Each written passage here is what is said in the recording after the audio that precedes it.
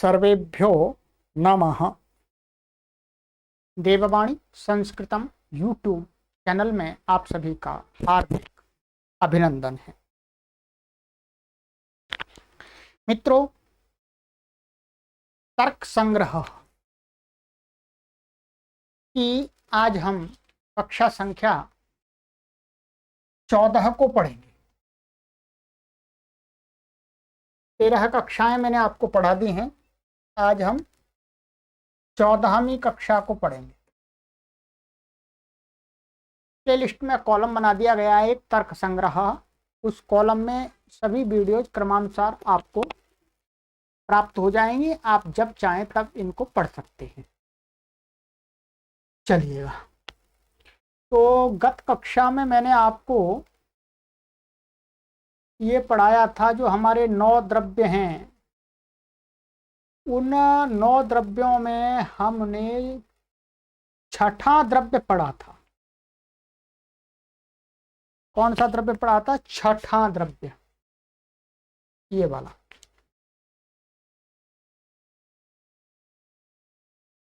ठीक है। काल के विषय में हमने काफी चर्चा कर ली थी, जितनी आवश्यक थी। काल क्या होता है और ये बता दिया था। काल एक है और वो विभू है, यानी व्यापक है और नित्य है। ठीक है।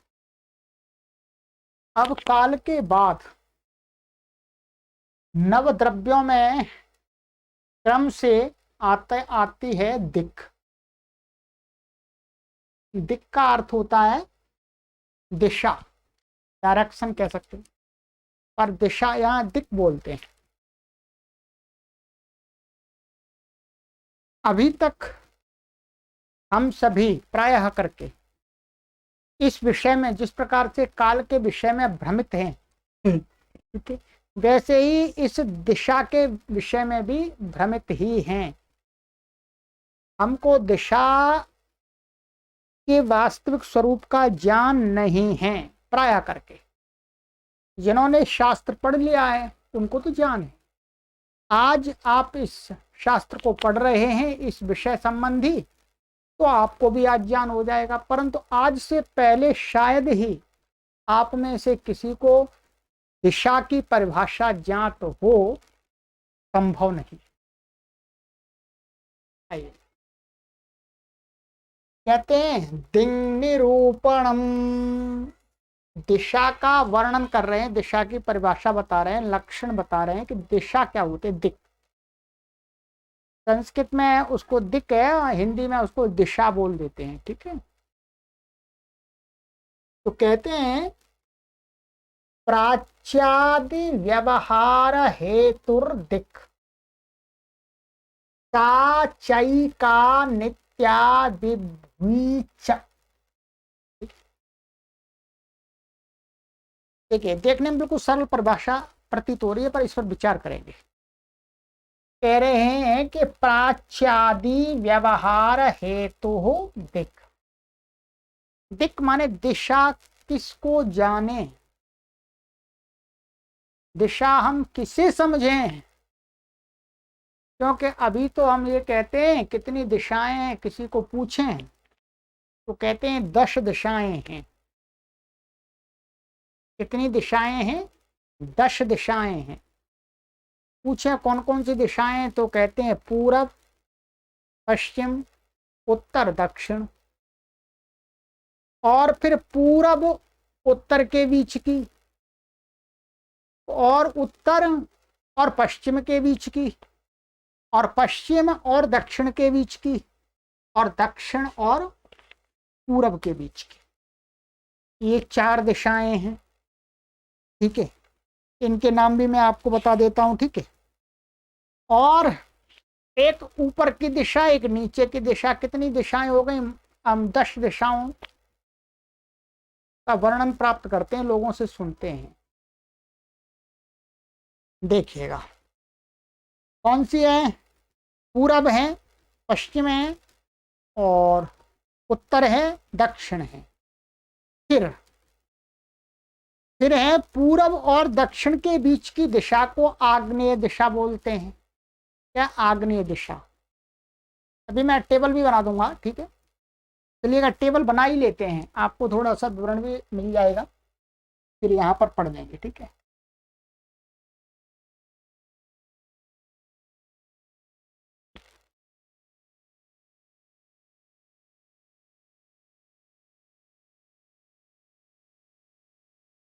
मानिएगा ये क्या है, ये गोल माने चपटी सी पृथ्वी है, ऐसे मान लेते पृथ्वी।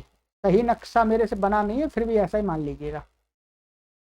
अब हमने इसमें क्या किया, ये जो है ये वाली दिशा हम कहते हैं पूरब, ठीक है। और यहाँ पर ये दिशा है, ये साइड हम इसको कहते हैं पश्चिम, ठीक है। ये हो गया। और इस वाली दिशा को बोलते हैं हम उत्तर, और इस वाली दिशा को बोलते हैं हम दक्षिण,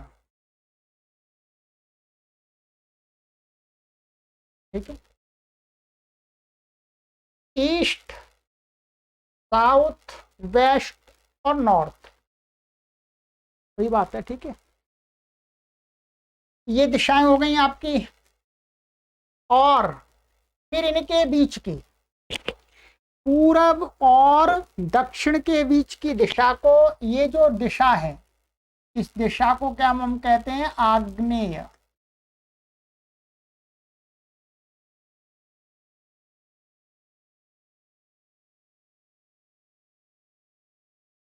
ठीक है। और जो दक्षिण और पश्चिम के बीच की दिशा को बोलते हैं, इस वाली दिशा को नैऋत्य,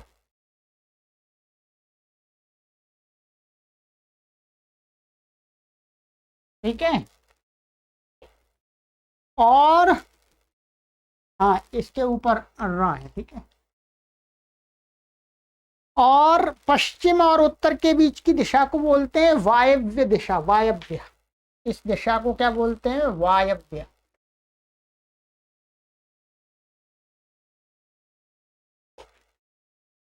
और इसको पूरब और उत्तर के बीच की दिशा को बोलते हैं ईशान्य या ईशान भी बोल देते हैं। तो इस वाली दिशा को क्या बोलेंगे,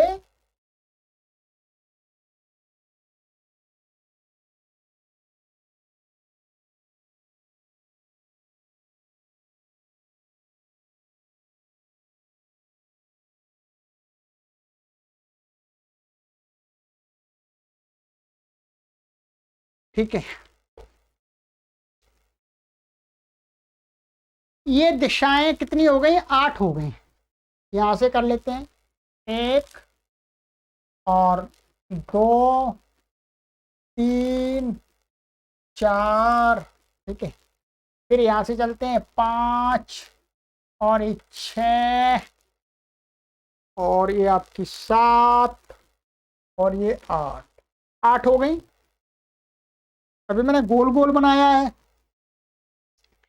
तो अब इसमें क्या होगी, एक दिशा ऊपर की, ठीक है, ऊर्ध्व, ऊर्ध्व दिशा बोलेंगे उसको, ठीक है। उसको क्या बोलेंगे, ऊर्ध्व दिशा बोलेंगे, ठीक है।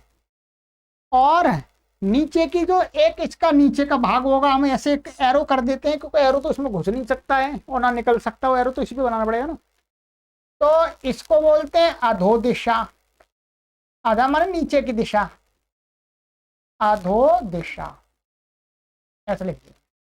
ये आपकी हो गई 9वीं और ये हो गई 10वीं, 10 दिशाएं हो गई, ये मोटा मोटा। प्राय करके व्यवहार में, सामान्य व्यवहार में हम 4 दिशाओं का ही अधिक व्यवहार करते हैं, पूरब, पश्चिम, उत्तर, दक्षिण। फिर थोड़ा सा और भी कभी डीपली में जाना पड़ता है तो ऊपर की दिशा, नीचे की दिशा, उसका भी व्यवहार कर लेते हैं। और शास्त्रीय में जब शास्त्रीय कार्य करने होते हैं, क्रियाएं करनी होती हैं यज्ञ आदि की, तो उसमें फिर हम इन दिशाओं का भी प्रयोग कर लेते हैं, जो इन 4 दिशाओं के मध्य मध्य में जो दिशा।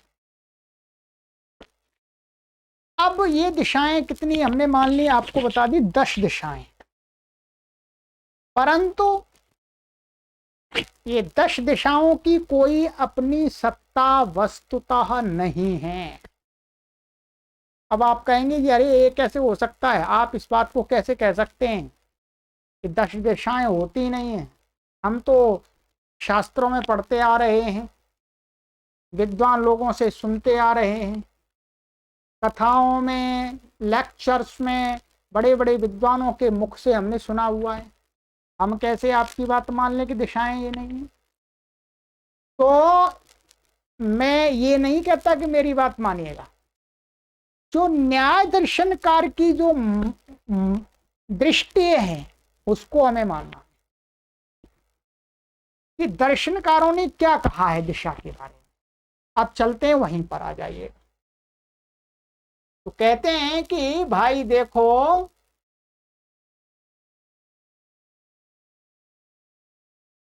प्राच्यादि व्यवहार हेतु दिक्, जो प्राच्य का अर्थ है पूर्व, पूर्व है, पूर्व पश्चिम उत्तर दक्षिण आदि जो मैंने आपको अभी बताई दिशाएं, इन दिशाओं का माने इन प्राच्यादि शब्द के व्यवहार, वही कल वाला है ये व्यवहार। व्यवहार माने शब्द के प्रयोग, माने प्राचीन पूर्व पश्चिम उत्तर दक्षिण आदि शब्द के प्रयोग का, तो प्राच्य और आदि, आदि मान दूसरे भी जो मैं बता दिए, तो पूर्व पश्चिम उत्तर दक्षिण आदि शब्दों के प्रयोग का हेतु जो बनता है, माने कारण है जो, उसको कहते हैं दिक्। इसका तात्पर्य क्या हुआ, ये दिक् दिशा है ही नहीं। इनके प्रयोग, इन शब्दों के प्रयोग का जो हेतु है उसको कहते हैं दिक् दिशा। इसका सीधा सा अर्थ है कि ये दिक् दिशा है ही नहीं। और आगे शास्त्रकार कहते हैं सा च एका, दिशाएं 10 नहीं है, 10 नहीं है। कहते हैं दिशा तो वह एक ही है मात्र। दिशा की जो सत्ता है वो एक ही है। और कहते हैं वो नित्या, माने वो नित्य है, उत्पत्ति और विनाश की स्थिति उसके अंदर नहीं होती है। और कहते हैं और च विभु, और विभु है, ये स्त्रीलिंग शब्द है दिक्, इसलिए विभु आया है। ठीक है, विभु और विभु का एक ही अर्थ, विभु का एक ही अर्थ है। विभु माने ये व्यापक है, सर्वव्यापक है, मूर्त पदार्थों के साथ में इसका सर्वत्र संयोग है।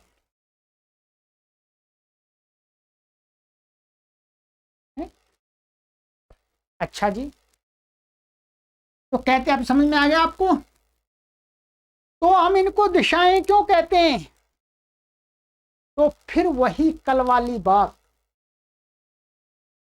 वही कल वाली बात काल के संबंध में थी, जो ये पूर्व पश्चिम उत्तर दक्षिण आग्नेय नैऋत्य वायव्य ईशान्य और ऊर्ध्व अधः, ये जो शब्दों का हम प्रयोग कर रहे हैं दिशा के साथ में, ये क्या है, लोक व्यवहार के लिए कल्पित है, रियल नहीं है, वास्तविक नहीं है। ये तो हमने अपने व्यवहार के लिए बना लिया है। ये पूर्व दिशा है, अर्थात उसका हमने क्या पैमाना बनाया, पूर्व दिशा का हमने पैमाना बनाए हुए हैं। ठीक है, पैमाना मैं अभी आपको बता रहा हूं, यहां पर हिंदी में उन्होंने एकदम अच्छा लिखा है, उसी को पढ़ के बताता हूं। वस्तुतः काल की तरह दिक् का भी कोई विभाग नहीं है, वो एक है, नित्य है, विभु है। ठीक है, कहते हैं उपाधि भेद या व्यवहार के लिए पूर्व पश्चिम उत्तर दक्षिण ये जो हैं ये कल्पित की गई है, इनकी वास्तविक सत्ता नहीं है। अभी मैं समझाऊंगा, आपको बिल्कुल समझ में आ जाएगा कि वास्तव में इनकी सत्ता ही नहीं है। ये किसी एक स्थिति को नहीं कहते हैं, ये बदलते रहते हैं। पूर्व बदलता रहता है, उत्तर बदलता रहता है, दक्षिण बदलता रहता है और पश्चिम बदलता रहता है। दिशाएं बदलती रहती है। ये वाली जो रियल दिशा है वो बदलती नहीं है, क्योंकि वो तो सर्वव्यापक है, विभू है, नित्य है। देखिएगा, जैसे हमने कल अपने व्यवहार को, लोक व्यवहार को सरल बनाने के लिए क्या कल्पना की है? कहते हैं कि सूर्योदय वाले भाग से संयुक्त जो रियल दिशा है तो सब जगह फैली हुई है। जिस जिस और सूर्य उदय होता है, जहां पर हम रहते हैं, क्या जहां पर हम रहते हैं और हम जहां रहते हैं और वहां से हमें लगता है कि सूर्य इस इधर उगता है, तो हम कहते हैं ये पूर्व दिशा है। क्या है जी, बोलो? पूर्व दिशा। और कहते हैं सूर्यास्त वाले भाग को से सन्निहित दिक् प्रतीची माने पश्चिम है। और हम जहां रहते हैं तो वहां पर, वहां से हम देखते हैं सूर्यास्त, सनसेट किधर हो रहा है, उस साइड को हम कहते हैं ये पश्चिम है। और कहते हैं कि मेरु पर्वत से सन्निहित दिक् उदीची, माने जिस ओर मेरु पर्वत है उस ओर को हम कहते हैं ये उत्तर दिशा है। ठीक है।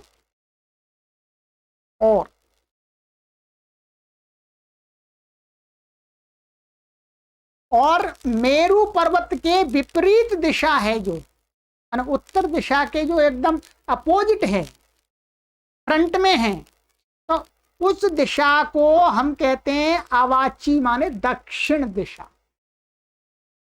ठीक है। कहते हैं कि यह प्रधान चार दिशाएं ही कल्पित हैं, परंतु इनके अतिरिक्त जो मैंने आपको दिशाओं का टेबल बताया था वो भी व्यवहार में आते हैं। अब ये कल्पित हैं वास्तव। अभी हम आपको वहां पर टेबल पर दिखाते हैं, देखिएगा ये कैसे कल्पित हैं। जिसको हम पूर्व दिशा कह रहे हैं वही किसी के लिए पश्चिम दिशा भी है, और जिसको हम पश्चिम दिशा कह रहे हैं वही पश्चिम दिशा किसी के लिए पूर्व दिशा भी है। ये ध्यान दें। कैसे? आइएगा देखते हैं। ये झूठी दिशाएं हैं। ठीक है।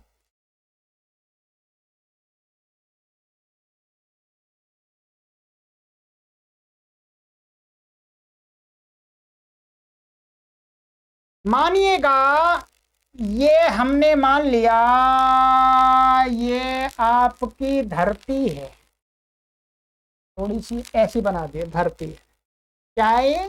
पृथ्वी है, ये पृथ्वी है। ठीक है। और यहां पर देखिएगा ये क्या है, एक ये नगर बसा हुआ है यहां पर, मान लीजिएगा दिल्ली है ये। क्या है जी? दिल्ली। और यहां पर एक नगर बसा हुआ है, ये नगर मान लीजिएगा आप कुछ क्या मान लिया, पानीपत मान लीजिएगा।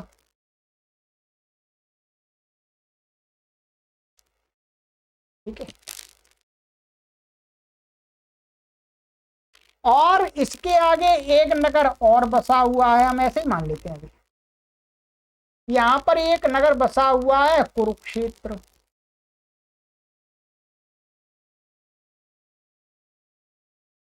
ठीक है, हमने हाईवे वाले ले लिए।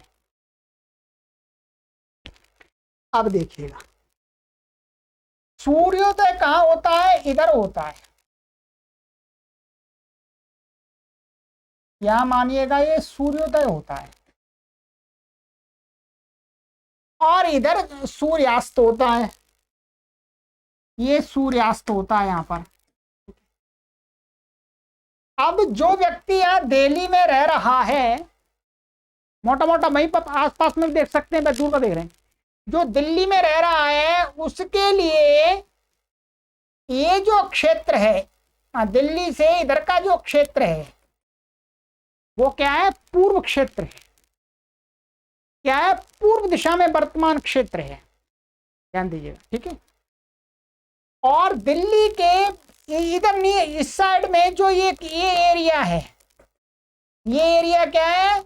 ये पश्चिम दिशा है। दिल्ली वाले वासियों के लिए ये जो दिल्ली के इधर का एरिया है वो क्या है? पश्चिम वाला, पश्चिम एरिया, पूर्व एरिया है, पूर्व दिशा का क्षेत्र है। और इधर का ये सारा भाग जो भी है ये क्या है? पश्चिम। ठीक है, स्पष्ट है। और ये जो पानीपत वाले लोग हैं, क्या जो पानीपत वाले लोग हैं उनके लिए पानीपत से ऊपर का ये जो भाग है, ध्यान दीजिएगा, ये जो भाग है ये क्या है? पूर्व है। और इधर का पूर्व, दिल्ली भी पूर्व है, ये सारा उसका पूर्व है, पूर्व है। और पानीपत के बाद में ये कुरुक्षेत्र की साइड में चलेंगे तो ये सारा भाग क्या है? पानीपत वाले लोगों के लिए ये क्या है? पश्चिम है, पश्चिम है, ठीक है। और फिर कुरुक्षेत्र वालों के लिए ये ही एरिया क्या है? पूर्व, पूर्व है। और इसके जो नीचे आगे एरिया आ रही है वो पश्चिम है, समझिएगा। यदि हम इन दिशाओं को नित्य मान लें, क्या यदि हम पूर्व और पश्चिम आदि दिशाओं को नित्य मान लें तो सबके लिए वो जो दिशा पूर्व है वो पूर्व ही रहनी चाहिए। परंतु ये पूर्व आदि दिशाएं बदल रही हैं। कैसे बदल रही हैं? ये दिल्ली वाले लोगों के लिए ये पूर्व बता दिया मैंने, और ये वाला क्षेत्र है वो दिल्ली वाले लोगों के लिए पश्चिम क्षेत्र है। वो कहेंगे ये पीछे पश्चिम भाग है, ठीक है। परंतु यही क्षेत्र पानीपत के लोगों के लिए क्या है? पूर्व दिशा का क्षेत्र है। वो कहेंगे हमारे से पूर्व में, यहां पर ध्यान दीजिएगा, ये लोग कहते हैं ये एरिया हमारे पश्चिम में है, और पानीपत के लोग कहते हैं कि भाई ये क्षेत्र हमारे पूर्व में है। इस क्षेत्र को ये दिल्ली वाले लोग कहते हैं पश्चिम है, और पानीपत वाले लोग कहते हैं ये पूर्व। मतलब ये नित्य नहीं है, ये तो बदल रही है, तो अपेक्षाकृत हुआ। ये जो दिशाएं कल्पित दिशाएं हैं ये तो अपेक्षाकृत हैं। दिल्ली की अपेक्षा से ये क्षेत्र पश्चिम में आ रहा है, इसको पश्चिम दिशा बोल रहे हैं। और पानीपत की अपेक्षा से ये क्षेत्र पूर्व दिशा में हो रहा है, उसको पूर्व बोल रहे हैं। अर्थात ये तो लोक व्यवहार में अपेक्षाकृत हैं। ऐसे ही यहां पर ये है, ये पानीपत वालों के लिए पश्चिम है और कुरुक्षेत्र वालों के लिए पूर्व। इससे ये ज्ञात होता है कि ये जो कल्पित, ये व्यवहार के लिए कल्पित दिशाएं हैं, केवल ये व्यवहार चलाने के लिए हैं, इनकी वास्तविक कोई सत्ता नहीं है।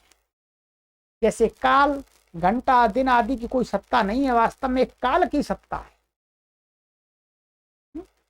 वैसे ही इस प्रकार के, और इसी प्रकार से आप दक्षिण उत्तर जो भी हमने बताया वो सारे घटा सकते हैं, सारे घटा सकते हैं। किसी गांव को लेकर के आप यही बात घटा सकते हैं, किसी देश को लेकर के, किन्हीं देशों को लेकर के, कि भाई इस देश की अपेक्षा से ये देश पूर्व देश है, और उस देश की अपेक्षा से ये वाला देश पूर्व है। और उस देश की अपेक्षा से ये पूर्व देश है, उस देश की पश्चिम देश है, और उस देश की अपेक्षा से ये पूर्व देश है। तो ये तो लोक व्यवहार अपेक्षाकृत है। हम अपेक्षा, इसकी अपेक्षा से ये इसको पूर्व कह रहे हैं और इसकी अपेक्षा से इसको पश्चिम कह रहे हैं।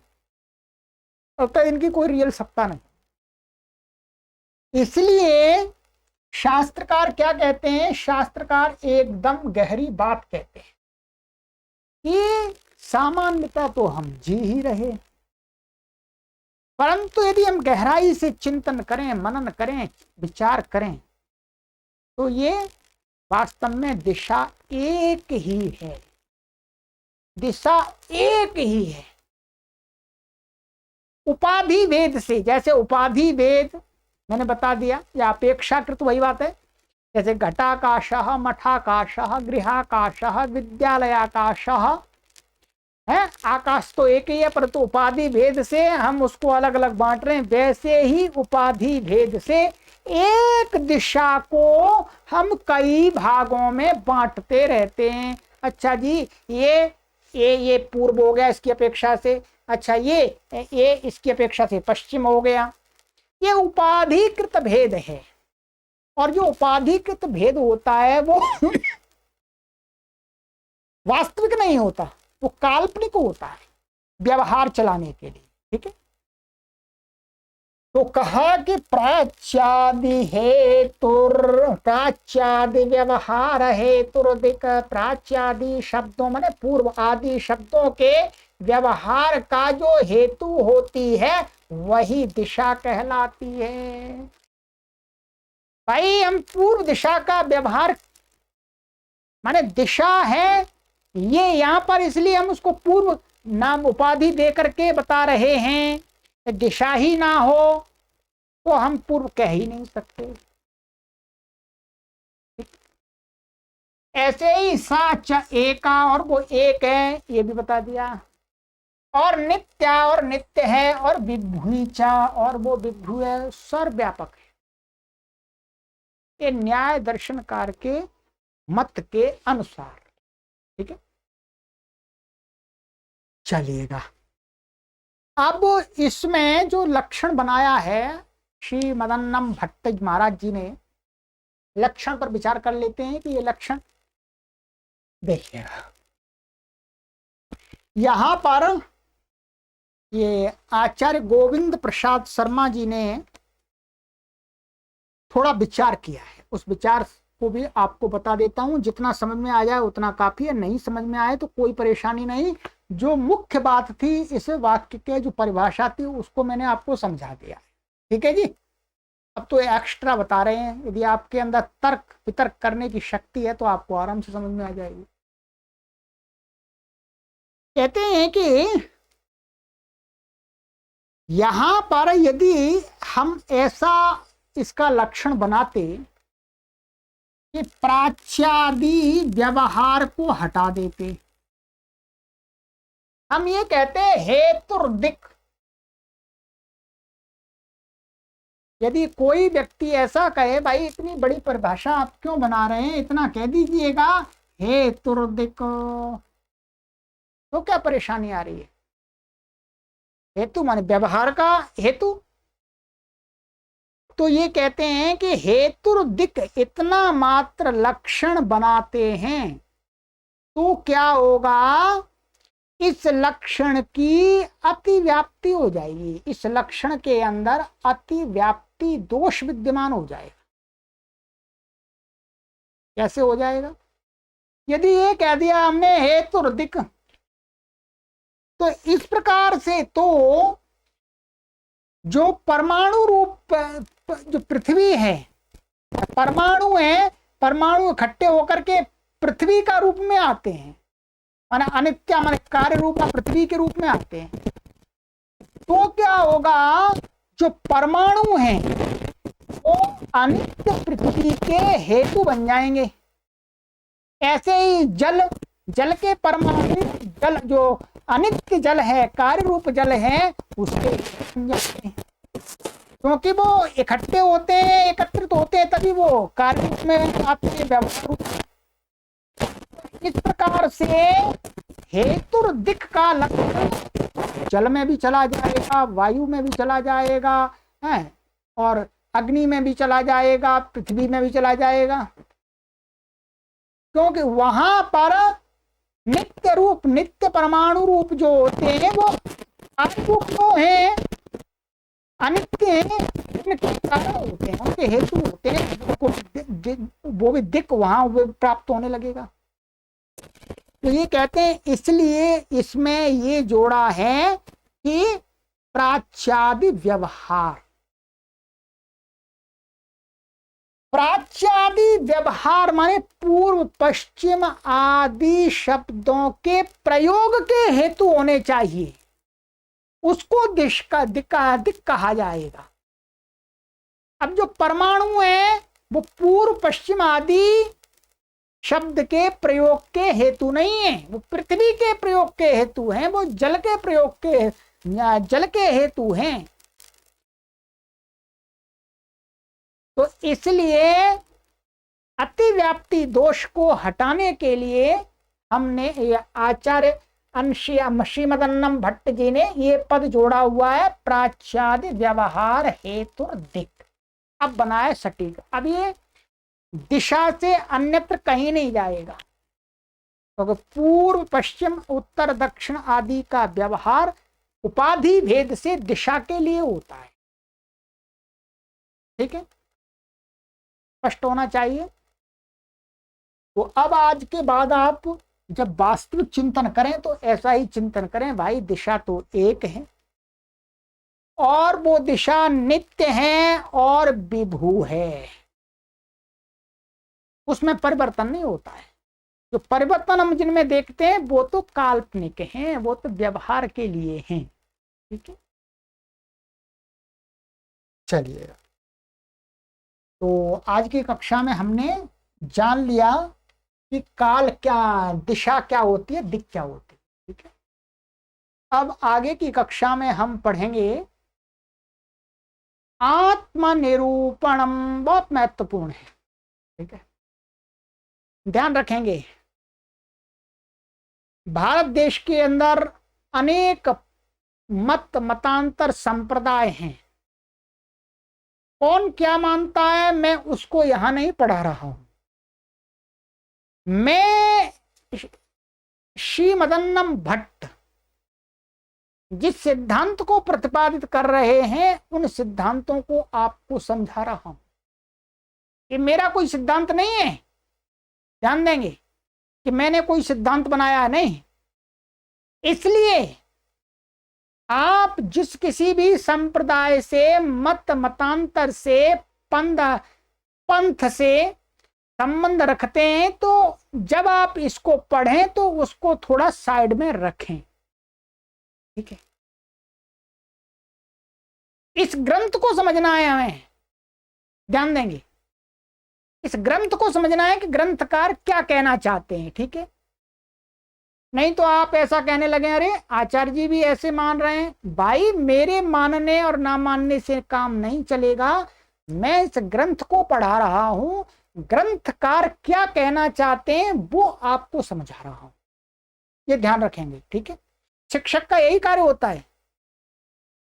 शिक्षक आपको कोई सिद्धांत बना के नहीं देगा, जो जिस शास्त्र को शिक्षक पढ़ा रहा है उसमें क्या सिद्धांत प्रतिपादित है वो उसको आपको समझाएगा। ये एक अच्छे शिक्षक की पहचान है। ये नहीं कि वो शिक्षक अपने मत को घूंस देगा, उसमें वो शास्त्रकार की बात दूर चली जाएगी। नहीं, मैं इस तर्क संग्रह को पढ़ा रहा हूं, तर्क संग्रहकार क्या कहना चाहते हैं उस बात को मैं समझा रहा हूं। ठीक है, आप जिस मतांतर पंथ से संबंध रखते हैं उस पर सही बैठती है या नहीं खरी उतरती है, इसका मुझे कोई अर्थ नहीं है। ठीक है, चलिए आगे की कक्षा में मिलते हैं। आत्मनिरूपण। सभी को सादर नमस्ते।